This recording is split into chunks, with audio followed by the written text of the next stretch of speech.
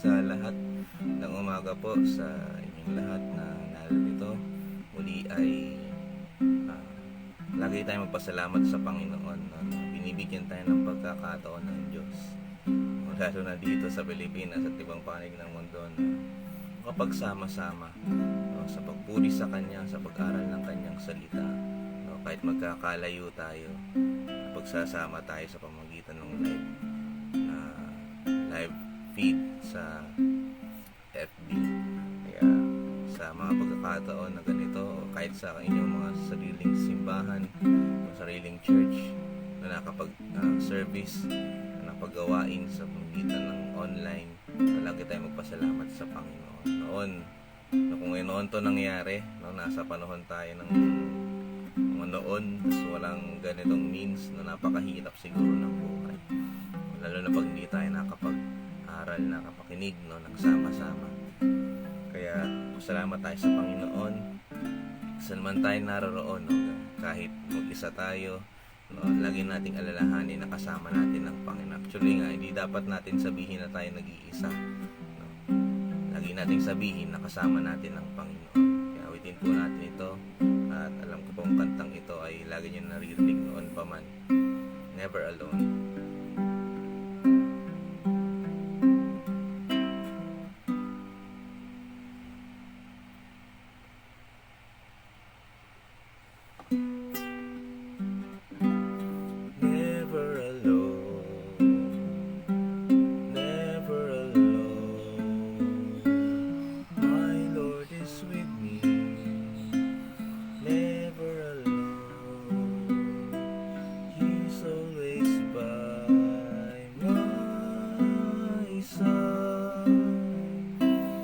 Jesus has promised to take my hand and lead me, never alone, never alone am I, never alone, never alone. Is with me, never alone. He's always by my side. Jesus has promised to take my hand and lead me, never alone, never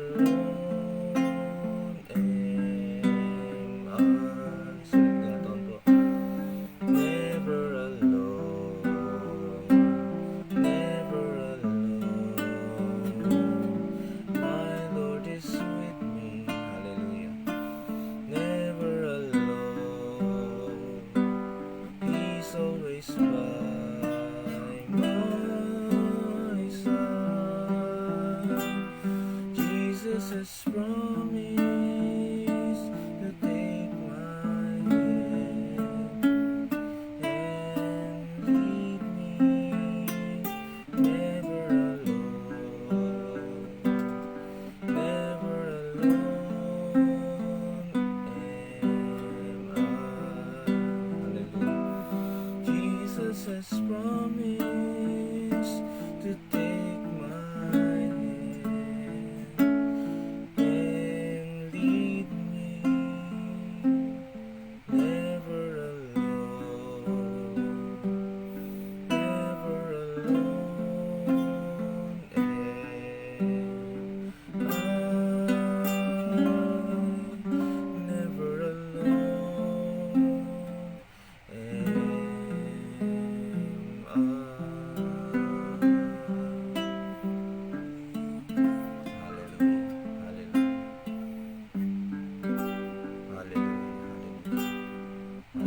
Salamat, Panginoon.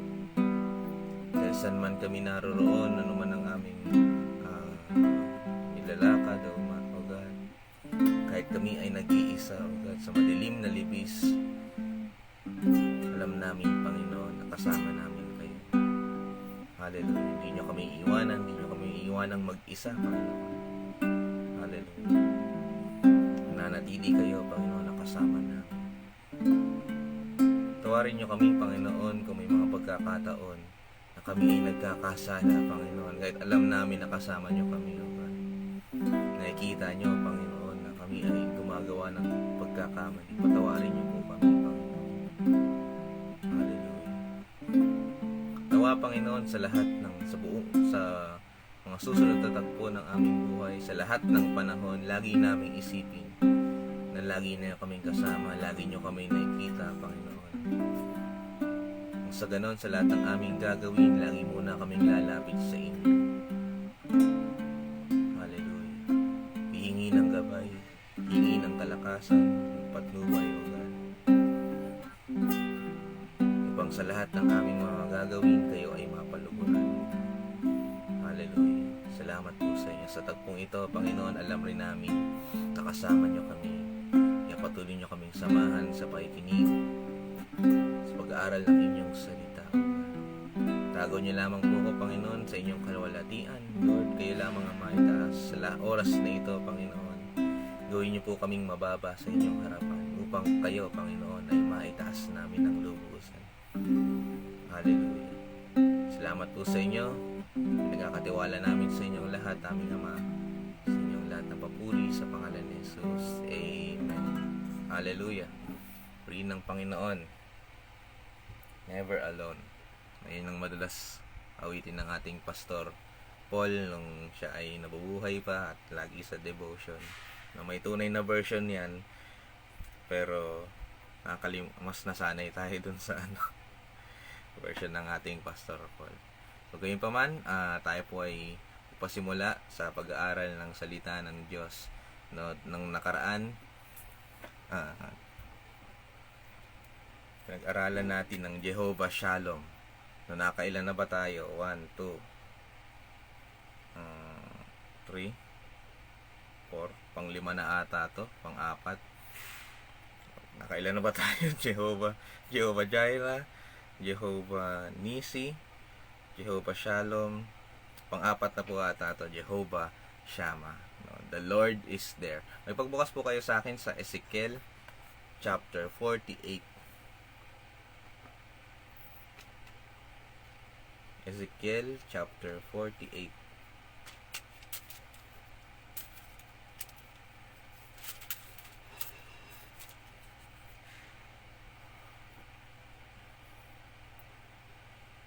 Chapter 48 verse 35. Pinakahuling chapter, pinakahuling verse. Ezekiel chapter 48 verse 35. Nahid niyo po natagpuan, sabi po dito, kaya ang kabuuang haba ng pader ay 9,000 metro at mula sa araw na iyon, ang lungsod ay tatawaging naroon ang Panginoon. Jehovah Shammah. Sa English, the Lord is there. So, magbigay tayo ng onting background. Ang aklat ng Ezekiel, no, ay patungkol sa kalwalatian ng Panginoon, pag-depart ng Panginoon, ang kaluhalatian ng Panginoon at pangako na muling ibabalik. No, sa chapter 11, nakita ni Ezekiel na ang kaluhalatian ng Panginoon sa templo ay unti-unting umaalis. In 4 stages po yan. No? Sa templo, sa pintuan, sa east gate, no, hanggang sa makarating dun sa bundok. So, nakita ni Ezekiel from chapter 11 yung unti-unting pag-alis ng kaluhalatian ng Panginoon sa templo, sa Jerusalem, no. Pero pagdating sa chapter 43, no, pinangako ng Panginoon na ibabalik niya ang kanyang kaluhalatian, no, sa templo, no. At ito pa nga sa tagpong ito sa chapter 48 verse 35, ang tinutukoy dito, kung babasahin pa natin yung yung basahin na nga natin para malinaw. Chapter 38 chapter 48 pala. Kung babasahin natin ito, alam natin yung tinutukoy na templo dito, yung lugar, yung Jerusalem.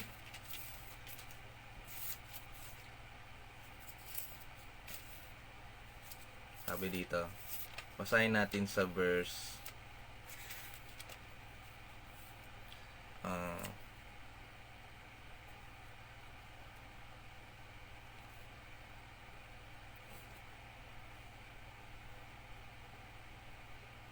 so, magandang basahin to. Sa verse 30 na lang natin basahin para hindi ganong mahaba. Sabi dito, ang lungsod ng Jerusalem ay napapalibutan ng pader. Sa bawat panig nito ay may 3 pintuan. Ang 3 pintuan sa gawing hilaga ng pader ay tatawaging Ruben, Juda at Levi. Ang 3 pintuan sa gawing silangan ay tatawaging Jose, Benjamin at Dan. Ang 3 pintuan ay gagawing timog, sa gawing timog ay tatawaging Simeon, Isakar, Zebulun. At ang 3 pintuan sa gawing kanluran ay tatawaging Gad, Asher at Naphtali. Ang bawat pader sa iba't ibang panig ay 2,250 metro ang haba. As verse 35, kaya ang kabuang haba ng pader ay 70,000 metro. At sa mula sa araw na iyon, ang lungsod ay tatawaging naroon ang Panginoon. Makita rin natin itong same description sa Revelation, sa aklat ng pahayag. At ang tinutukoy nga dito sa aklat ng pahayag ay ang New Jerusalem, no? Pagkatapos, no, na magunaw ang buong mundo, gagawa ang Panginoon ng bagong lupa, no? At ibababa ang mula sa langit yung isang malaking syudad, no, tinatawag na New Jerusalem. Sa chapter 21 ng pahayag, tingnan natin, basahin natin sa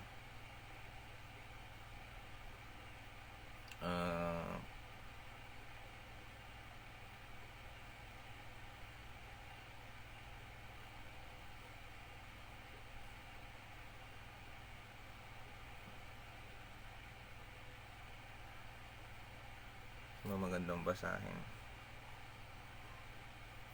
Ito na lang, verse 12. Chapter 21, Revelation chapter 21 verse 12. Sabi dito, ang lungsod ay napapalibutan ng mataas at matibay na pader na may 12 pintuan, at bawat pintuan ay may tagapagbantay na anghel. Nakasulat sa mga pintuan ang pangalan ng 12 lahi ng Israel. 3 ang pinto sa bawat panig ng pader, 3 sa silangan, 3 sa ilaga, 3 sa timog, at 3 sa kanluran, no? Same dun sa binanggit sa Ezekiel chapter 48 verse 35. So sinasabi ng Panginoon, no, nakita ni Ezekiel na sa darating na panahon babalik ng Panginoon ng kanyang kalwalatian dun sa syudad na iyon, sa New Jerusalem, no? At ang sabi nga doon, tatawagin siyang Jehovah Shammah, the Lord is there, naroon ang Panginoon. Ngayon, nung nakita ni Ezekiel na unti-unting umalis yung kalwalatian ng Panginoon sa templo sa Jerusalem, no? After noon, nagkaroon ng 400 years na katahimikan, no? Walang anumang spiritual activity mula sa Panginoon, no? At nung ang Panginoong Jesus ay bumaba dito sa lupa, no? Siya yung Jehovah Shammah in the flesh, no? Bago pa nga siya dumating po dito, no, sabi sa Isaiah chapter 7 ata yun, sabi doon, bago siya bumaba dito, he will yung isang berhen na magko-conceive, no, at tatawagin siyang Emmanuel. Ang ibig sabihin po noon, God with us, or with us is God, no? Kaya nung bumaba siya dito, tinawag rin siyang Emmanuel, no? God with us, no? At nung nabubuhay ang Panginoong Jesus sa dito sa lupa, pinangako rin niya na pagkabalik niya sa kalangitan, sa piling ng Panginoon, sa John chapter 14 verse 6. Punta na lang po natin yon. Hindi pala, John chapter 16 verse 7, para malinaw. John chapter 16 verse 7.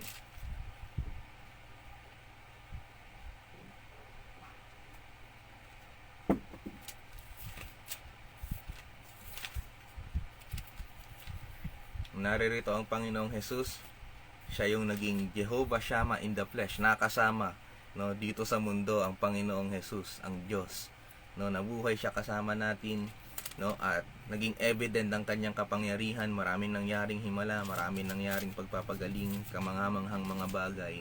Pero alam natin na dadating din yung panahon na babalik siya sa piling ng kanyang ama. Sabi dito sa 1 chapter 16 verse 7, sabi dito, pero ang totoo, para sa ikabubuti niyo ang pag-alis ko, dahil hindi paparito sa inyong tagatulong kung hindi ako aalis. Pero kapag umalis ako, ipapadala ko po siya sa inyo.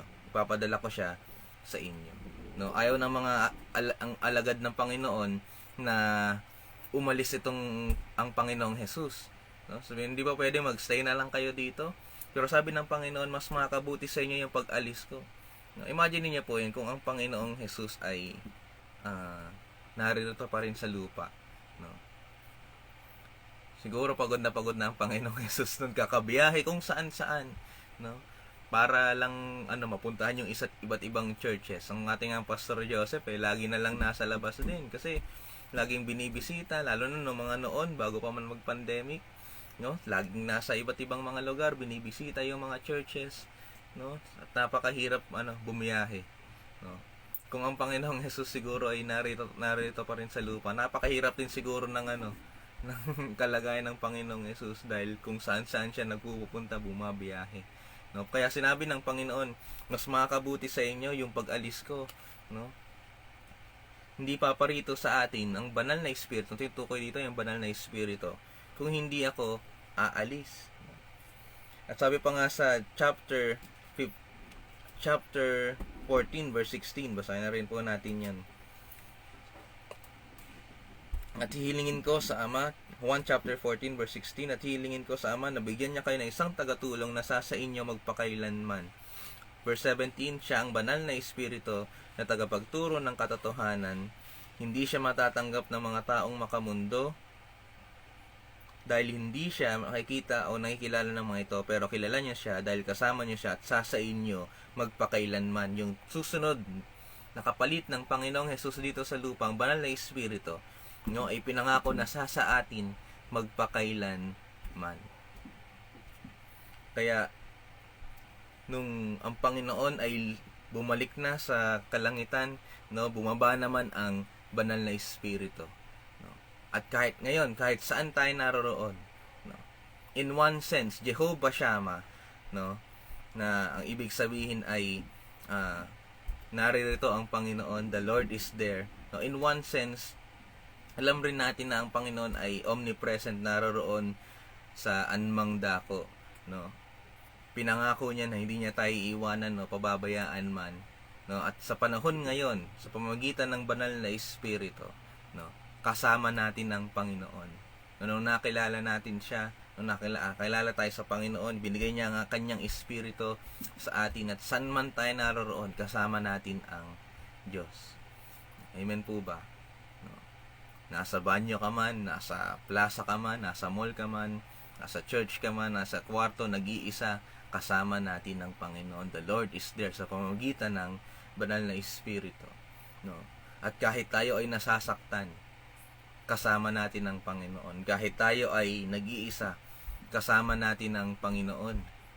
Kapag tayo ay tinutokso ng kaaway, kasama natin ang Panginoon. Kahit tayo ay masaya, kasama din natin ang Panginoon. No, nandyan siya palagi, ready to comfort, laging nagmamahal, no, laging gumagabay at nagbibigay ng kalakasan. Sa Isaiah chapter 43, ito pa, kanta pa nga to, pero buksan na nga natin. Isaiah chapter 43, verse 1 to 2. Hallelujah. Isaiah chapter 43, verse 1 to 2. Pero ngayon, ang sinasabi ng Panginoong lumikha sa iyo, O Israel, huwag kang matakot, dahil ililigtas kita, tinawag kita sa pangalan mo, at ikaw ay akin. Kapag dumaan ka sa tubig, ako'y kasama mo. Kapag tumawid ka sa mga ilog, hindi ka malulunod. Kapag dumaan ka sa apoy, hindi ka masusunog, at ang liyab nito ay hindi makakapinsala sa iyo. Ano man ang pagdaanan natin, no? Sa ating buhay, kasama natin ang Panginoon. At kung ang Panginoon ay nasa atin, Hindi tayo basta-basta matutupok, malulunod ng anumang problema o sitwasyon nating kakaharapin. No, sabi pa nga Psalms 23, kahit duman ako sa pinakamadilim na libis, kasama natin ng Panginoon. Hindi tayo papabayaan. Amen po ba? Kaya ngayon, kahit sa panahon na ito, bago pa man matupad yung pangako ng Panginoon doon sa pamamagitan ni Ezekiel, no? Ngayon pa lang, kasama natin ang Panginoon, Jehovah Shammah, sa pamamagitan ng kanyang Espiritu. Hallelujah. At pagkatapos nitong buhay natin dito, sa kanyang muling pagbabalik, no? Ibababa niya mula sa langit, yung New Jerusalem, no? At katulad ng sinabi dun sa Ezekiel chapter 48 verse 35, no, yung isang pangalan ng lugar na iyon, New Jerusalem, Jehovah Shammah, the Lord is there. Sa piling ng Panginoon, nandun na mismo ang Diyos. Makakasama talaga natin ng lubusan ng harap-harapan. We will see Him face to face. And that will be worth it. Lahat ng pagod, lahat ng paghihirap natin dito, it will be worth it. Kung sa bandang dulo, lubusan na nating makakasama ang Panginoon. The Lord is there. Pero kahit sa panahon ngayon, no, kahit hindi pa dumadating yung panahon na iyon, ngayon pa lang kasama natin ang Panginoon.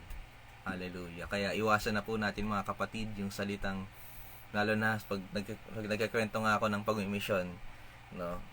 At madalas nga sa pag-mission ako'y nag-iisa lamang. No? Nagkikwento ako, lagi ko nababanggit, no? Mag-isa lang ako dun sa tagpong yun, mag-isa ako sa tagpong yan, nagpupunta ako sa lugar na yun, ako lang mag-isa. Na-convict ako ng Panginoon. Sabi niya sa akin, no, bakit mo sasabihin na mag-isa ka lang kung kasama mo naman ako? At madalas tayo magbanggit, in reality, mag-isa ka sa isang lugar. Pero pwede naman natin sabihin yun na mag-isa naman talaga, totoo naman mag-isa tayo in reality, pero don't use that sentence para magkaroon ng pakiramdam na self-pity o kaawaan ka ng mga tao. Hindi. Pag malaki pa nga natin na kahit nag-iisa tayo, meron tayong kasama. At yung kasama natin ay hindi lang basta-basta, kundi ang Diyos na makapangyarihan at dakila sa lahat. Never alone. Amen.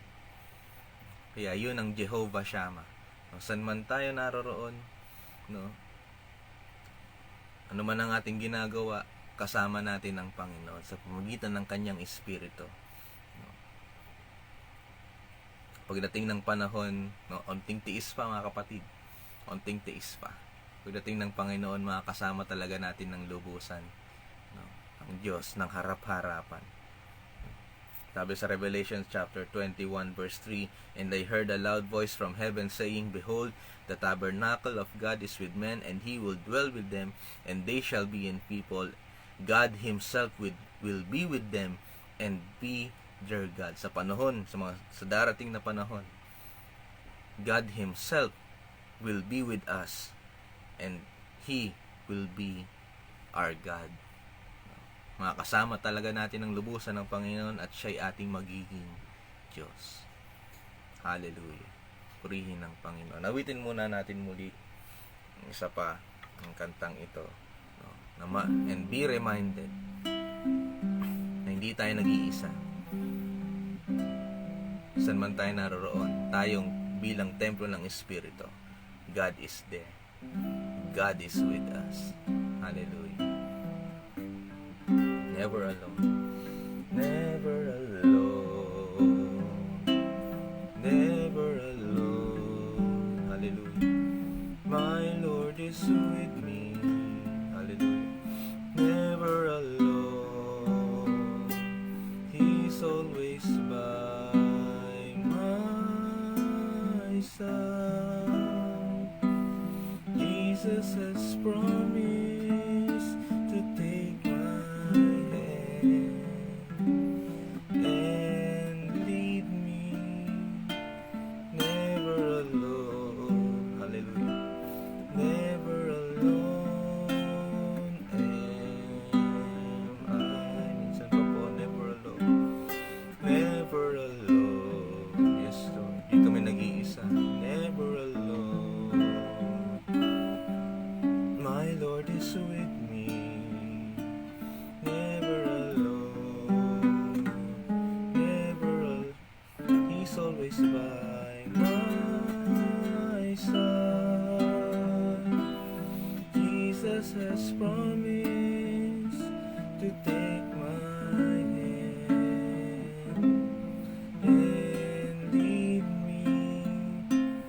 never alone, never alone.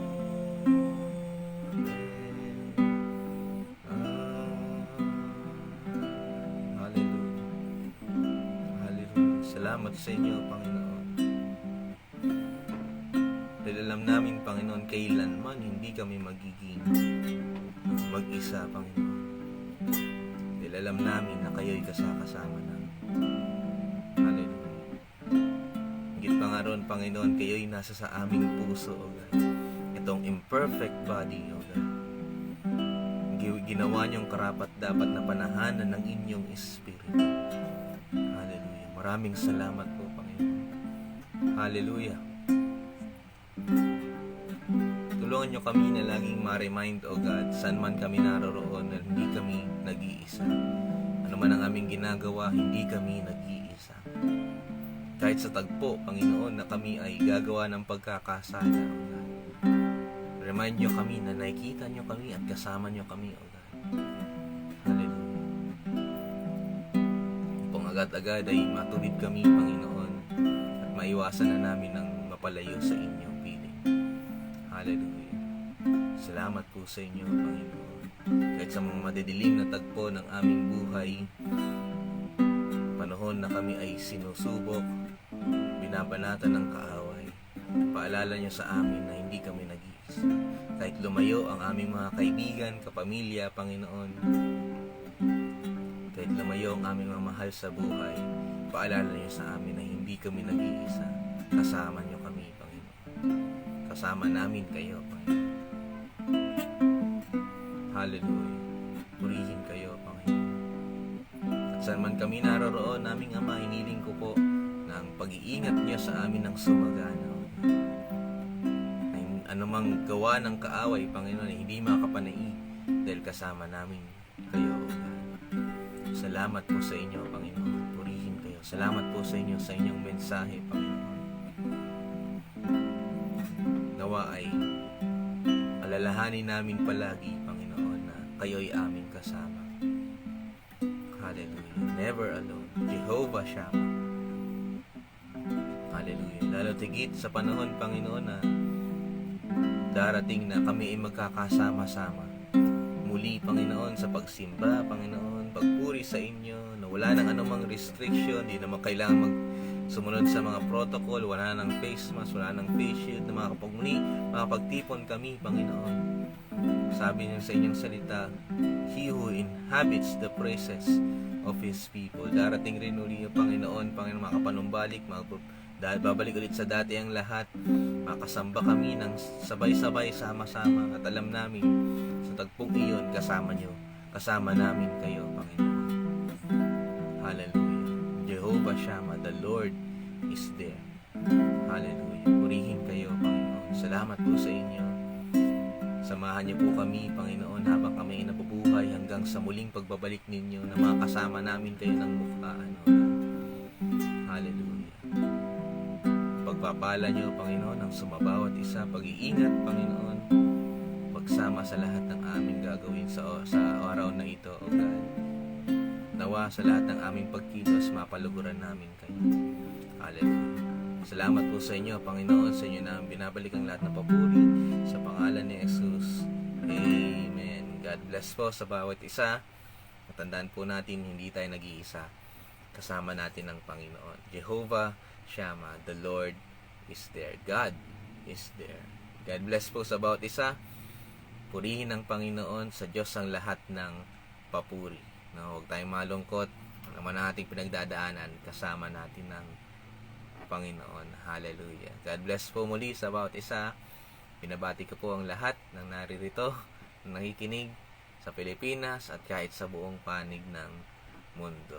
No, loobin ng Panginoon, magkasama-sama tayo muli na magpuri sa Panginoon. God bless po. Sa Diyos po ang lahat ng papuri. To God be the glory. God bless po sa bawat isa.